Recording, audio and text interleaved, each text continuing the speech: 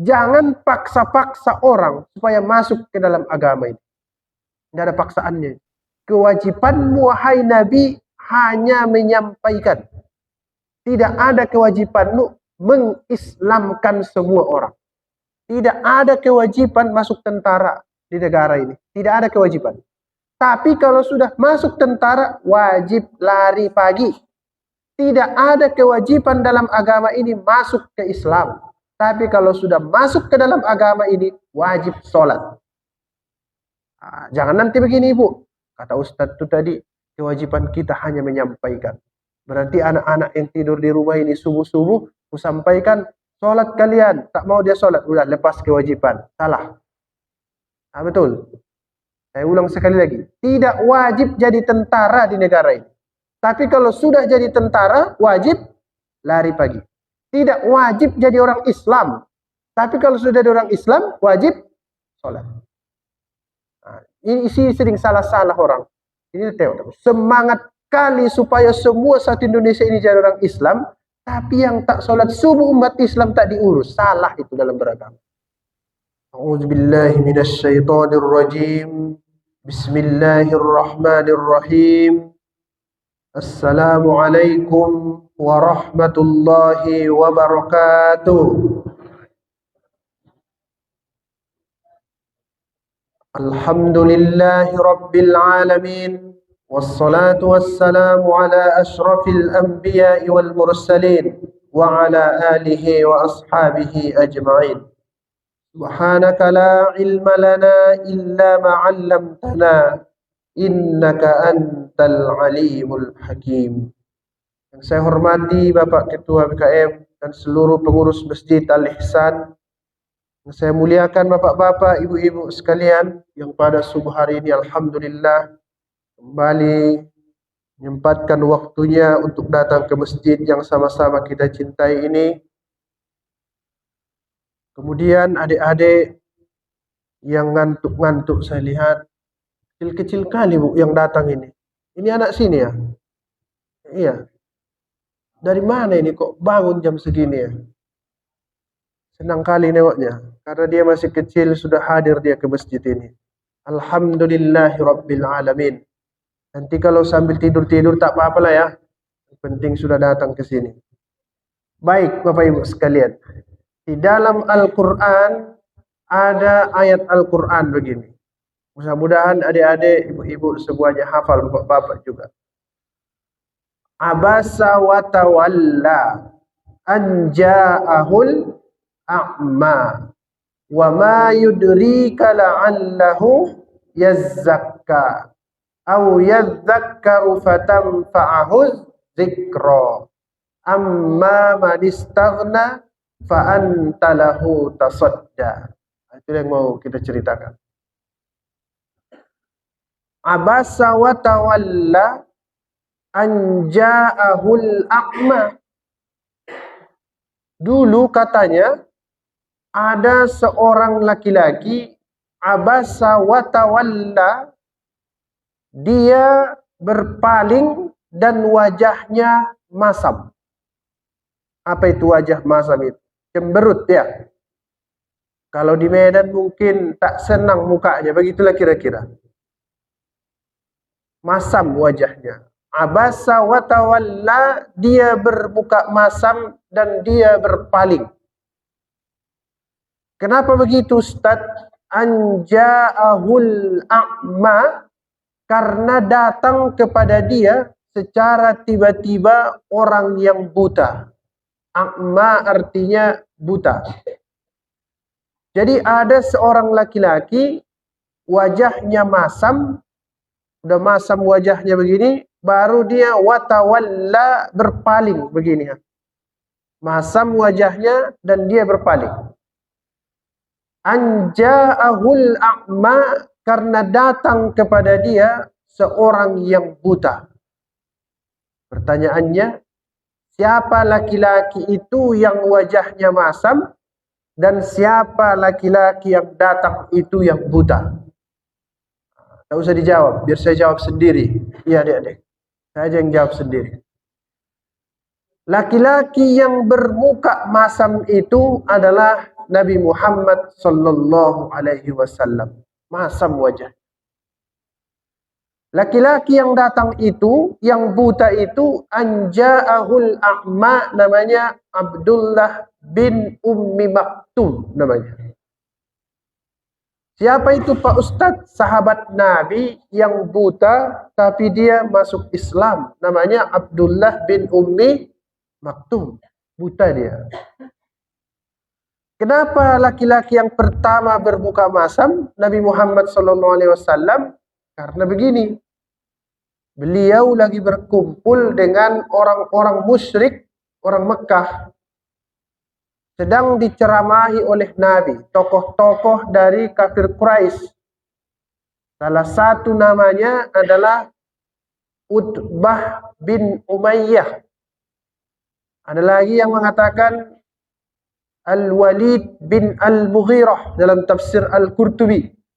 Ada lagi nama-nama lain, ada Al-Abbas dan lain-lain sebagainya. Jadi Nabi bicara kepada mereka ini, menjelaskan tentang agama Islam. Tiba-tiba datang seorang yang buta. Menyerobot dia, kalau bahasa kita aja, menyerobot dia masuk ke situ, sehingga Nabi dalam tanda petik merasa emosi, ini kok ada laki-laki tak sopan masuk ke sini. Saya lagi ingin orang Islam, orang kafir ini masuk Islam, tapi dia datang ke sini menyerobot. Sehingga Nabi abasa wa tawalla, apa tadi? Mukanya masam dan dia berpaling. Nah, apa yang mau kita ambil pelajaran di situ? Inilah yang paling penting menurut saya. Itu Nabi Muhammad itu orang baik. Sepakat kita semua itu. Akhlaknya mulia. Wa innaka la'ala khuluqin azim. Bagus akhlaknya. Tapi tadi apa yang terjadi? Mukanya masam dan beliau berpaling. Kira-kira Bapak Ibu sekalian, itu salah atau benar itu? Nabi, orang yang agung, yang akhlaknya mulia, tiba-tiba mukanya masam dan dia berpaling. Benar atau salah? Biar saya jawab lagi ya. Gitu tadi kesepakatannya kan? Saya tanya biar saya jawab sendiri. Jawabannya itu salah. Salah. Berarti di dunia inilah dia yang harus kita tahu itu. Manusia itu semuanya ada salahnya. Ada salahnya semua manusia ini. Itu yang saya sebut di awal tadi. Coba kita perhatikan diri kita dulu sebelum apa tadi? Kasus-kasus yang kita lihat sekarang ini yang kita bahas. Perhatikan dulu diri kita. Berarti kalau para nabi itu ada salahnya, kita manusia yang ini ada salahnya juga. Banyak sekali salahnya. Bahkan manusia ini, saya sering sampaikan, baik pun yang dia buat, salah juga itu. Misal, dia pergi ke sekolah, ini untuk kita ini yang ke kantor atau guru, atau apalah pekerjaan kita di kantor, itu kantor masuk jam 7.30. Di dekat kantor itu ada lampu merah. Ada lampu merah. 3 menit lagi sampailah ke kantor. Jam 7.27. Tiba-tiba lampu merah. Kalau kita patuhi itu, kita terlambat 2 menit.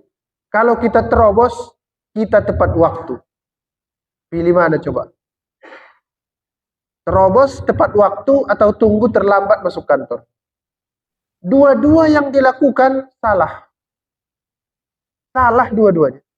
Kalau diterobos, patuh dengan peraturan kantor. Tapi melanggar peraturan lalu lintas. Kalau dipatuhi, patuh dengan peraturan polisi, tapi tidak patuh dengan peraturan kepala sekolah.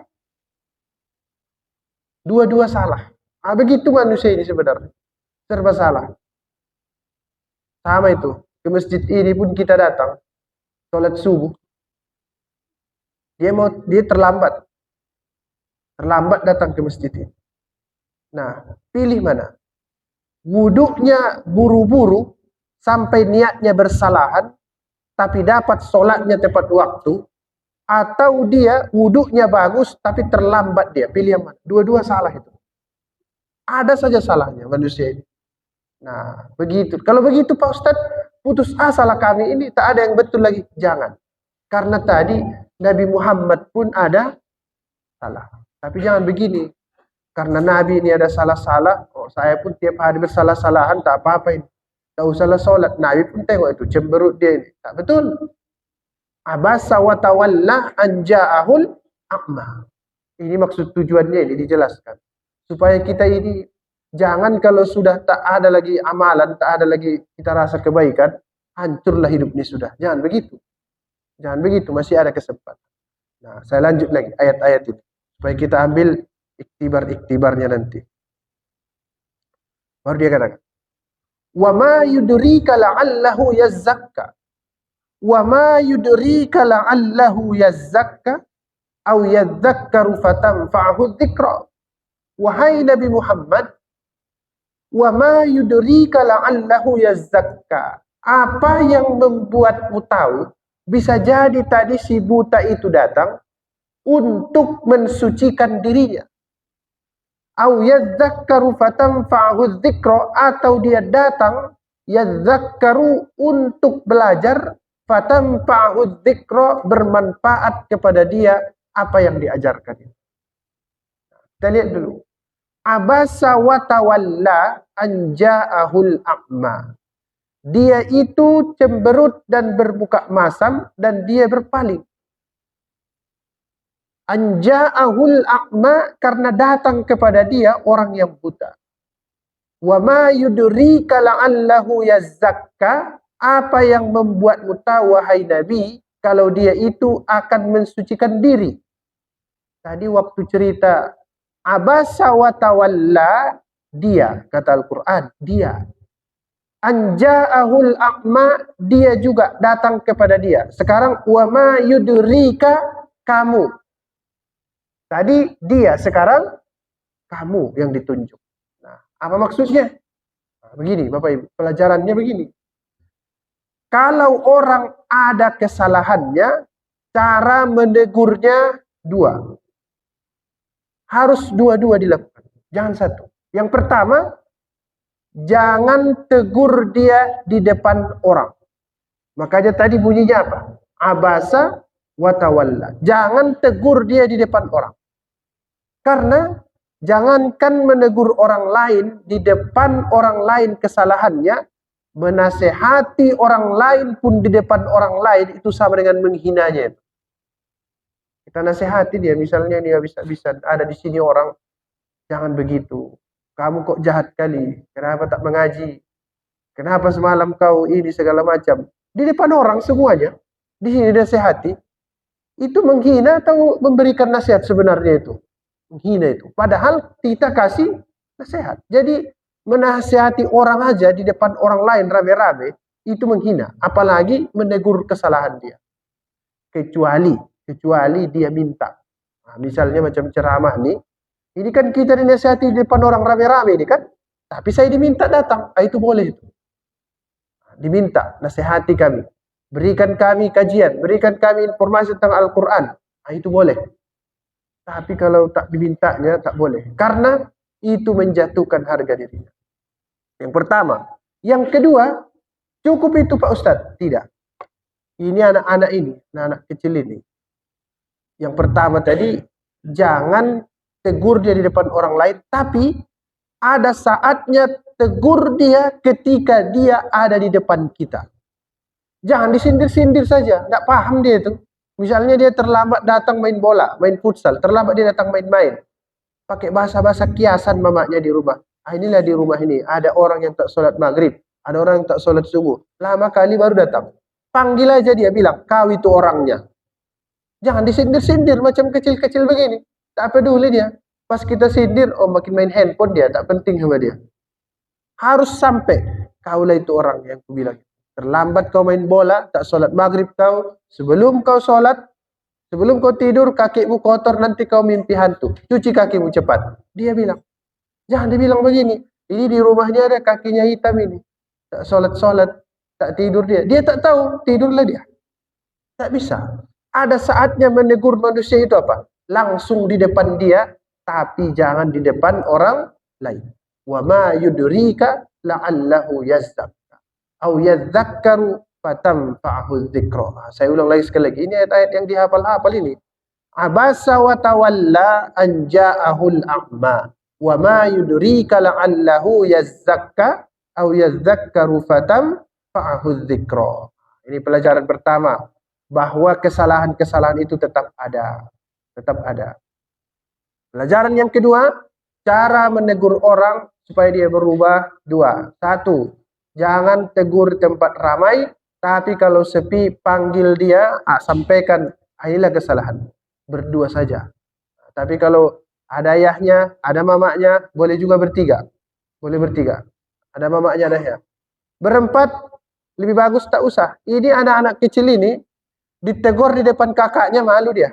Ditegur, apalagi kakaknya ditegur di depan adiknya, oh malu lagi dia. Nanti setelah kita pulang, setelah kita pergi, berantem orang tuh. Gara-gara kawin nih katanya. Nah, begitulah caranya Pak. Nah, ini pendidikan Al-Quran. Itu pelajaran yang kedua. Kemudian kata dia lagi. Amma man istaghna fa anta lahu tasadda. Amma man istaghna, wahai Nabi Muhammad yang tadi wajahnya cemberut dan berpaling karena datangi orang buta, jangan begitu karena dia datang kepadamu untuk belajar. Pelajaran yang kamu kasih bermanfaat sama dia. Dia katakan, amma man istaghna, adapun orang yang merasa dirinya cukup. Siapalah itu tadi? Orang-orang kafir Quraisy itu. Siapa orang kafir Quraisy itu? Saya sebut tadi beberapa nama. Ada Al-Walid bin Al-Mughirah. Ini tak perlu dihafal-hafal ini. Ada Al-Abbas. Ada Utbah bin Rabi'ah.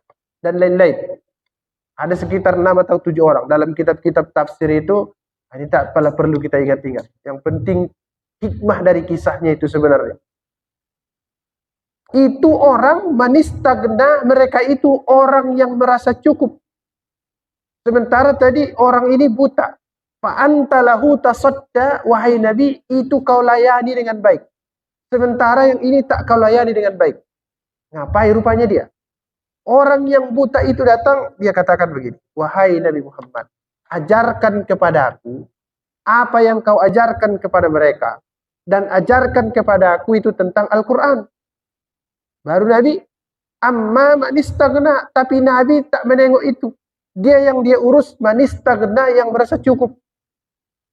Fa anta lahu tasadda, itu yang kau layani. Yang tadi itu yang kau layani. Kenapa yang ini tidak? Nah, lihat Bapak Ibu, kita lihat. Nabi Muhammad sekali lagi keliru. Dalam agama itu ada namanya skala prioritas. Mana yang harus didahulukan? Seharusnya yang didahulukan tadi adalah yang buta itu. Bukan yang non-muslim tadi. Bukan yang kafir Quraisy itu. Nabi salah. Salah prioritas dalam hidup ini. Salah pilih mana yang lebih penting. Kita manusia ini seringkali begitu juga dalam hidup. Seringkali. Salah dalam memilih mana yang lebih penting. Saya beri dulu contoh-contoh dalam kehidupan kita sehari-hari tentang mana yang prioritas. Nah, itu kalau kita pergi undangan, umpamanya hari Minggu, macam begini ya. Berangkatlah dia undangan. Make up-nya tebal. Tebal kali make up-nya. Jam berapa dia bersiap? Ibu itu jam 8. Sampai jam berapa baru siap make up? Sampai jam 11 baru siap make up. Dari jam 8 sampai jam 11. Pas 1 jam setengah zuhur. Sholat zuhur. Ada undangan satu lagi. Pilih mana? Wudhu, make upnya luntur, atau tinggal sholat zuhur lanjutkan undangan? Tak usah dijawab, biar saya yang jawab.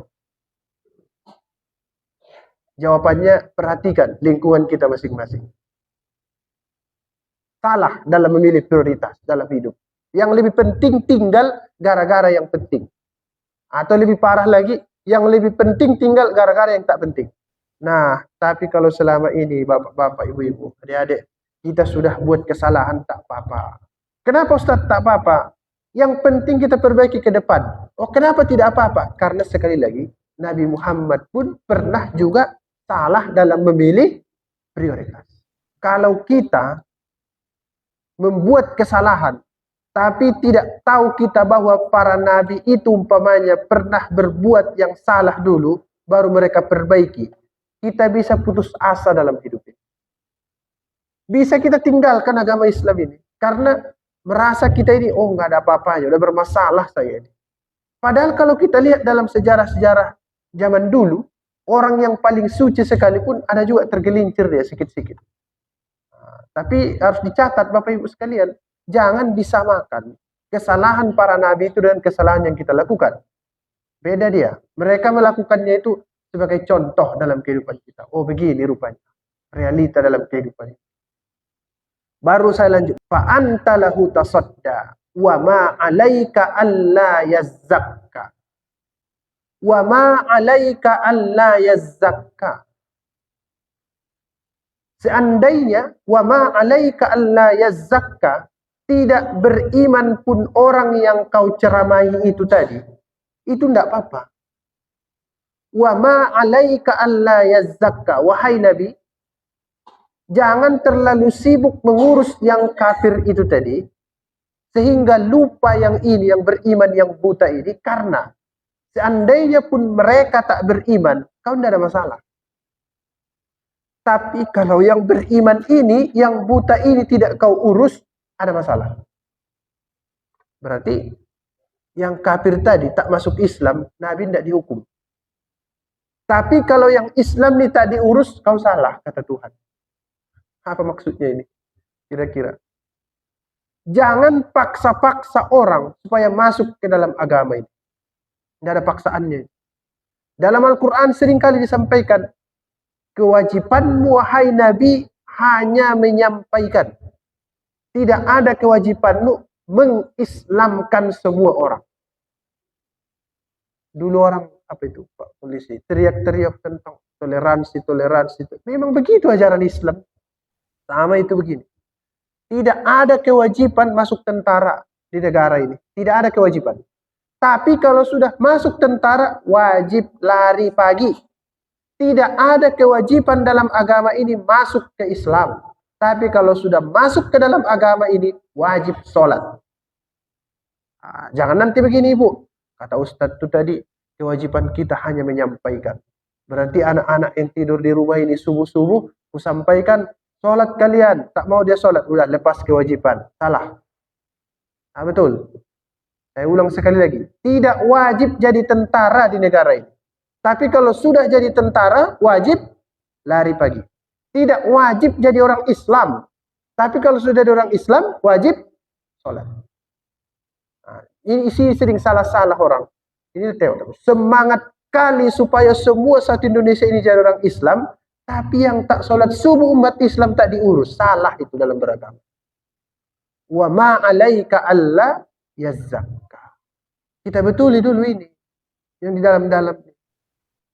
Wa ma 'alaika alla yazzakka, kata Al-Qur'an, tak adalah kewajibanmu supaya mereka itu masuk ke dalam Islam. Yang penting urus dulu. Baru dia katakan lagi, wa amma man ja'aka yas'a wa huwa yakhsha fa anta anhu talaha. Dia balik lagi. Sementara yang datang tadi tergesa-gesa kepadamu, wa huwa yakhsha, dia itu orang yang takut kepada Tuhan, fa anta anhu talaha, kamu abaikan dia. Salah pilih kamu ini. Kalla innaha tadhkirah. Nah, ini puncaknya. Kalla, jangan begitu wahai Nabi. Kalla, jangan begitu. Jangan kamu lakukan itu lagi. Salah-salah pilih itu. Innaha tadhkirah. Al-Quran yang ditanyanya itu tadi, yang dia minta diajarkan tadhkirah, itu adalah peringatan. Termasuk peringatan kepadamu supaya jangan begitu. Saya mau garis bawahi dulu peringatan ini. Itu lampu merah itu apa itu? Berhenti. Sebelum berhenti ada yang kuning. Yang kuning itu apa artinya? Peringatan, ya Pak Polisi. Peringatan. Peringatan mau ngapain? Biar jalan atau biar berhenti. Agama ini salah satu fungsinya tadzkirah, peringatan. Supaya kamu jangan jalan terus di dunia ini, terus saja macam tadi itu, terus pakai makeup dari subuh sampai subuh. Tak betul itu. Atau terus dia tidur, nggak peduli dia. Maksudnya tadi ketika lampu merah berhenti aja dia terus, tak betul. Atau dia dikiranya hijau semua, jalan aja terus, tak betul juga. Islam ini datang innaha tazkirah, peringatan. Ada saatnya kau berhenti, ada saatnya jalan. Itu agama ini, tazkirah. Jangan jalan terus, jangan berhenti terus. Itu Pak Quraisyep itu selalu ilustrasikan kehidupan ini memang macam lampu merah itu tadi. Ada di situ apa? Peringatan-peringatan. Saatnya kamu harus pelan. Kalau di depan sana kamu tengok sudah mulai kuning, jangan lagi kencang kali. Jangan kencang kali. Kalau misalnya nanti kamu berhenti di garis-garis apa itu peraturan-peraturan ada di situ tempat parkir kereta itu kamu tengok sudah kuning, itu siap-siap kamu jalan. Karena kalau kamu tak jalan, ditabrak orang kamu dari belakang nanti. Nah, begitu hidup. Pertanyaannya sekarang. Enak enggak dengan adanya lampu merah atau tidak enak? Jawabannya biasa jawab sendiri, tidak enak. Kita kalau lagi jalan, ada lampu merah, bagaimana perasaan kita? Terhalang ini. Mau kita bagaimana Bapak Ibu? Jalan terus. Peringatan-peringatan Al-Quran itu tidak enak.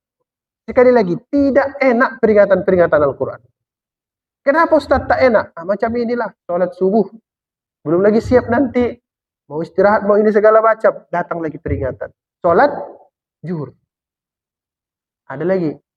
Ini setelah sholat subuh kamu mengantuk. Datang pula agama ini. Jangan kau tidur setelah sholat subuh. Udah capek. Datang lagi peringatan. Kalau begitu bagaimana? Nantilah tidur. Datang lagi ajaran agama. Jangan kau tidur setelah sholat asar. Tidak enak itu semuanya. Begitulah lampu merah. Peringatan-peringatan. Tapi jangan terobos itu. Biarpun tidak enak di ajaran agama. Ya sudahlah. Kerjakan. Karena itulah yang menyelamatkan kita tidak dimaki-maki. Macam lampu merah tadi. Tidak juga tabrak sana tabrak. Bapak Ibu sekalian. Inilah dia hidup kita ini sebenarnya. Jangan begini. Orang yang sudah lakukan salah, ini tak ada betulnya gitu. Sudah matilah, bunuh dirilah aku. Tidak, tak begitu. Tak begitu sebenarnya. Ada aja salahnya. Saya ulang sekali supaya kita tak lupa. Abasa wa tawalla. Dia cemberut dan dia berpaling. Siapa itu tadi? Nabi Muhammad SAW. Berarti beliau ada salahnya tapi tidak berdosa. Saya ulang, ini kuncinya. Salah tapi tidak berdosa. Semua nabi-nabi itu ada aja celahnya itu kalau ditengok nanti. Nabi Adam alaihissalam, udah tahu lah kita itu apa salahnya. Gara-gara dimakannya lah itu, kesini kita kata Ustaz itu. Padahal tak dimakannya pun keluar juga ya itu. Karena dulu dia bilang Tuhan, saya mau jadikan khalifah di surga atau di dunia. Di sini berarti tak dimakan Nabi Adam pun ada lagi dibuat Tuhan yang lain supaya kau keluar ke dunia itu. Apa contohnya Pak Ustaz? Tak tahulah. Yang ada di Quran itulah dia. Kemudian Nabi Nuh alaihissalam, apa kesalahannya? Tak berhasil mendidik istrinya, kafir. Siapa lagi? Anaknya pun tak berhasil. Jangan bilang begini, itu Ustaz itu profesor doktor, anaknya pakai narkoba itu. Jawab begini, Nabi Nuh kafir anaknya. Aman Ustaz itu. Aman jadinya Ustaz itu. Itu anak Pak Kiai itu kerjanya minuman keras saja itu. Percuma aja ahli tarekat ini segala macam. Dia kan masih bersahadat. Coba maki dulu Nabi Nuh, anaknya kafir sebagainya, jadi penghuni neraka. Aman Ustaz itu jadinya. Begitunya hidup nih.